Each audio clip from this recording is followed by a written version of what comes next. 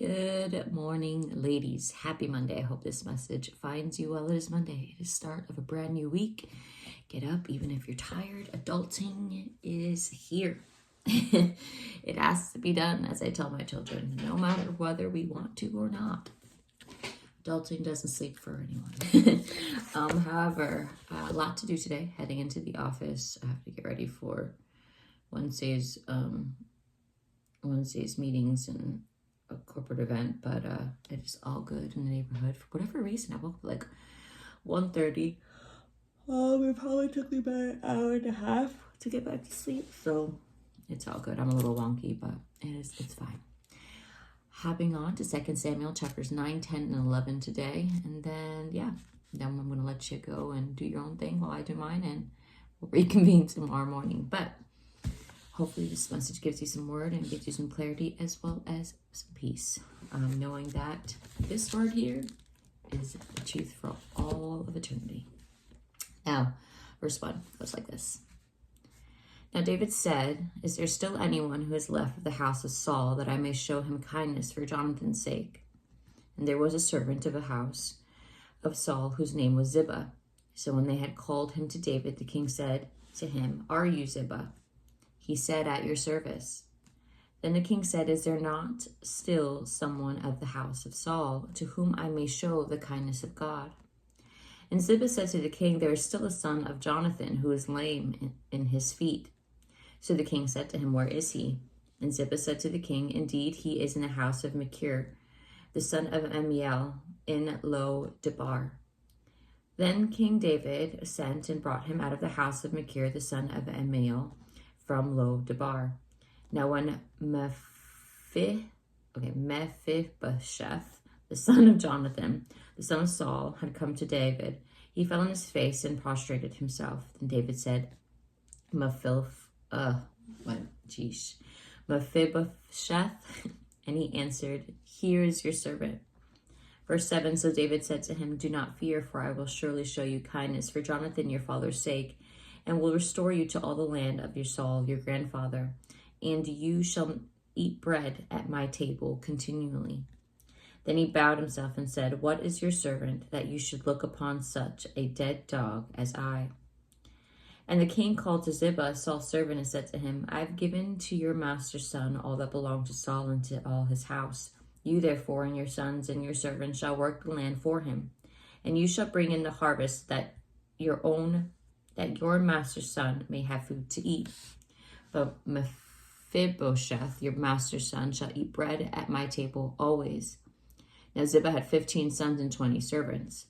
Then Ziba said to the king, "According to all that the Lord the king has commanded his servant, so will your servant do." As for Mephibosheth, said the king, "He shall eat at my table, like the one of the king's sons." He had a young son whose name was Micah, and all who dwelt in the house of Ziba were servants of Mephibosheth. So Mephibosheth dwelt in Jerusalem, for he ate continually at the king's table, and he was lame in both his feet. We're in chapter 10, verse 1. It happened after this that the king of the people of Ammon died, and Hanun his son reigned in his place. Then David said, "I will show kindness to Hanun the son of Nahash, as his father showed kindness to me." So David sent by the hand of his servants to comfort him concerning his father. And David's servants came into the land of the people of Ammon. And the princes of the people of Ammon said to Hanun, their lord, "Do you think that David really honors your father because he has sent comforters to you? Has David not rather sent his servants to you to search the city, to spy it out, and to overthrow it?" Therefore Hanun took David's servants, shaved off half of their beards, cut off their garments in the middle at their buttocks, and sent them away. Verse 5, when they told David, he sent to meet them, because the men were greatly ashamed. And the king said, "Wait at Jericho until your beards have grown, and then return." When the people of Ammon saw that they had made themselves repulsive to David, the people of Ammon sent and hired the Syrians at Beth-rehob and the Syrians of Zobah, 20,000 foot soldiers, from the king of Makkah, 1,000 men. And from Aishtab, 12,000 men. Now when David heard of it, he sent Joab and all the army of the mighty men. And the people of Ammon came out and put themselves in battle array at the entrance of the gate. And the Syrians of Zobah, Beth-rehob, Ishtab, and Makkah were by themselves in the field. Verse 9, when Joab saw that the battle line was against him before and behind, he had chose some of the Israel's best and put them in the battle array against the Syrians. And the rest of the people who put under the command of Abishai, his brother, that he might set them in the battle array against the people of Ammon. Then he said, if the Syrians are too strong for me, then you shall help me. But if the people of Ammon are too strong for you, then I will come and help you. But be of good courage, and let us be strong for our people and for the cities of our God, and may the Lord do what is good in his sight. Verse 13, so Joab and the people who were with him drew near for the battle against the Syrians, and they fled before him. When the people of Ammon saw that the Syrians were fleeing, they also fled before Abishai and entered the city. So Joab returned from the people of Ammon and went to Jerusalem. Verse 15, when the Syrians saw that they had been defeated by Israel, they gathered together. Then Hadazer sent and brought out the Syrians who were beyond the river, and they came to Halim. And Shobach, the commander of Hadazer's army, went before them. When it was told David, he gathered all Israel, crossed over the Jordan, and came to Halim. And the Syrians set themselves in the battle array against David and fought with him. Verse 18, and the Syrians fled before the Israel, and David killed 700 charioteers and 40,000 horsemen of the Syrians, and struck Shobach, the commander of their army, who died there. And when all the kings who were servants to Hadazer saw that they were defeated by Israel, they made the peace with Israel and served them. So the Syrians were afraid to help the people of Ammon anymore. Chapter 11, verse 1. It happened in the spring of the year, at the time when kings go to the battle, that David sent Joab and his servants with him and all of Israel, and they destroyed the people of Ammon and besieged Rabbah. But David remained at Jerusalem. Then it happened one evening that David arose from his bed and walked on the roof of the king's house. And from the roof he saw a woman bathing, and the woman was very beautiful to behold. So David sent and inquired about the woman, and someone said, it is not Bathsheba. Is this not Bathsheba, the daughter of Eliam, the wife of Uriah, the Hittite? Then David sent messengers and took her, and she came to him, and he lay with her, for she was cleansed from her impurity, and she returned to her house. And the woman conceived, so she sent and told David and said, I am with child. And David sent to Joab, saying, send me Uriah the Hittite. And Joab sent Uriah to David. When Uriah had come to him, David asked how Joab was doing, and how the people were doing, and how the war prospered. Verse 8, and David said to Uriah, go down to your house and wash your feet. So Uriah departed from the king's house, and a gift of food from the king followed him. But Uriah slept at the door of the king's house with all the servants of his lord, and did not go down to his house. So when they told David, saying, Uriah did not go down to his house, David said to Uriah, did you not come from a journey? Why did you not go down to your house? Verse 11, and Uriah said to David, the ark and Israel and Judah were dwelling in tents, and my lord Joab and the servants of my lord are encamped in open fields. Shall I then go to my house to eat and drink and to lie with my wife? As you live and as your soul lives, I will not do this thing. Verse 12, and David said to Uriah, wait here today also, and tomorrow I will let you depart.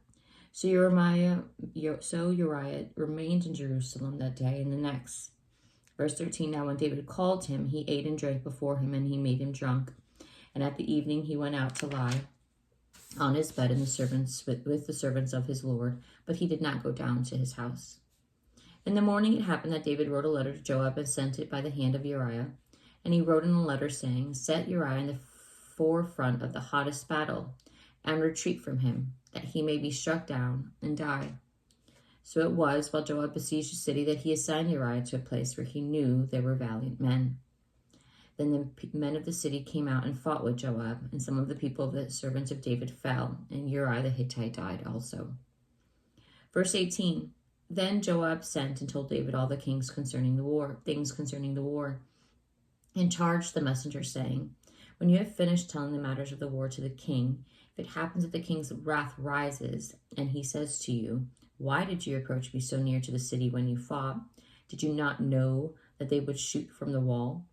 Verse 21, who struck Abimelech, the son of Jerubbesheth?